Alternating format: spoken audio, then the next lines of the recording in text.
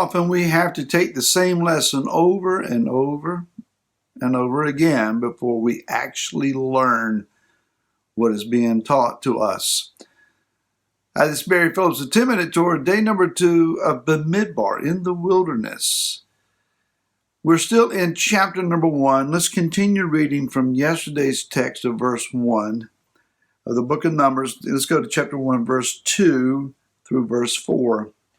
Take a census of all the congregation of the children of Israel by their clans, by their fathers' houses, according to the number of names, every male, head by head, from 20 years old and above, everyone going out to the army of Israel. Number them by their divisions, you and Aaron, and a man from every tribe should be with you, each one the head of his father's house. And then what follows are the family leadership, the tribal leadership from each tribe, who are to assist in this taking of a census. What I'm about to share with you is a note of transparency here. I think I shared this again last year, at least in some form. But it's so important to us that maybe this is a lesson that needs to be repeated so we can actually learn it. When you go into the wilderness, what are we talking about? Well, for Israel, when they were in the wilderness, it was a desolate, howling wasteland, the scripture describes it. No Walmarts close by, no rest stops, an occasional oasis that they encountered. But it's a desolate place. Now, I have traveled in southern Israel, down in the Negev. I mentioned this yesterday. It is a barren place. There's not a lot going on in some areas. My wife and I, with some others, were traveling in the month of May, so about this time of that particular year. Here, it may get up into mid-80s or so, occasionally a little hotter, but not much. There, it was 121 degrees. I had no idea what that heat felt like until we had to make a stop. We found a building to stop at. And when I got out of the vehicle, the power and the degree of impact that kind of heat made, it's like, how did they stand to travel in this kind of heat? But they did, year after year. In the wilderness, you have to begin to observe certain things in order to overcome the perils of the wilderness and survive. As I mentioned yesterday again, the wilderness for us may be a Sinai Peninsula experience. If you read Ezekiel chapter 20, it could be read that way. Or it could be the current life conditions that many of us are facing in the places that we're living. Regardless of the physical realm environment, the principles still apply, and they apply to you and I, or to you and me, now. So, number one, simplicity. When you go into the wilderness, you just simply can't carry it all with you. I bought a backpack for my wife and I. Each of us had a backpack, and we were to put in the items in case we ever had to leave our home. We could live out of our backpack for several days without any problem. Enough food, enough clothing, enough whatever we thought we would need. She could get hers up and put it on her back. I could get mine up, but I wasn't going to walk very far. My backpack was over 80 pounds. Now, if you're accustomed to backpacking or in the military and so forth, maybe you're accustomed to that. I'm not. And I quickly realized something's got to go. I've got to find out a way to simplify my life. Every one of us, I think, in this current conversation of this video could understand that we need to simplify our lives. How much stuff do we need? How many more new items are we going to bring into our house? How many of the old items can we get out first?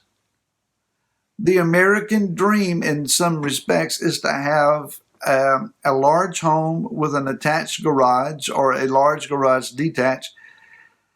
We have garages now on our homes, and if it's like mine, you can't put a vehicle in it because it's full of stuff. And I think Yah is kind of pointed at this when we say, Father, I need more stuff. Then he looks at us incredulously and says, what are you going to do with the stuff that you have that you haven't used, and how long? How many years? Is it just going to the junkyard and filling up holes in the ground? You're going to sell it off or give it away? What are you going to do with your stuff? But it's not just possessions. I'm going to say this carefully. There are people in our lives that are meaningful, helpful, encouraging, beneficial to us, and we need them. There are at times hangers-on. I'm not discrediting people. I'm not putting people down.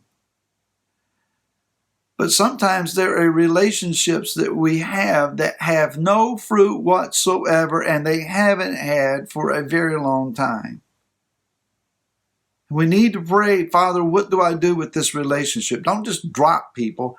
Ask the Father, is this a relationship that I need to renew and encourage and get back to fruit bearing, or is this people will wear you out at times, and we need to simplify our lives. I'll just leave it at that, but pray about that one. When we simplify our lives, then, it frees us up to have time to pray and then listen. The key to getting simplified is to actually take advantage of that opportunity to pray and listen. Secondly, order. What I read to you was taking a census so that they would understand the fighting strength of this nation of men. Not that they would rely on numbers, but the men needed to know that they were being counted upon at a time of war to stand in defense of their people. These men were going to be counted out individually by name, over 300,000 or over 600,000 of them, and they were going to be understanding, I need to be ready to fight. I have something worthy of defense. We need to bring order into our life, create schedules that work, that are realistic. Sometimes we say, well, I'm going to start a brand new schedule, and we really aim higher than we're willing to walk. Start out simply, but start putting things in order in your life. Where are the things at, and how are the things that are out of order? How do you get them in order? What is the order that they should be in? Pray with your family about where are we out of order? How do things need to be set right?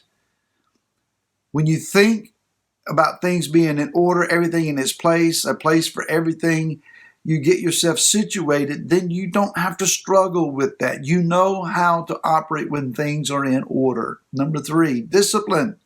Nobody wants that. Nobody wants discipline. Nobody wants to be brought to a place where you have to change because we're perfect just as we are. But discipline, we have to learn to manage ourselves so that we can adapt to different situations. Are your emotions ruling you? Are your thoughts running wild with you? How is your thought life? How are the mechanics of your prayer life? What is the discipline of your scripture study? How are you implying or applying what you're learning?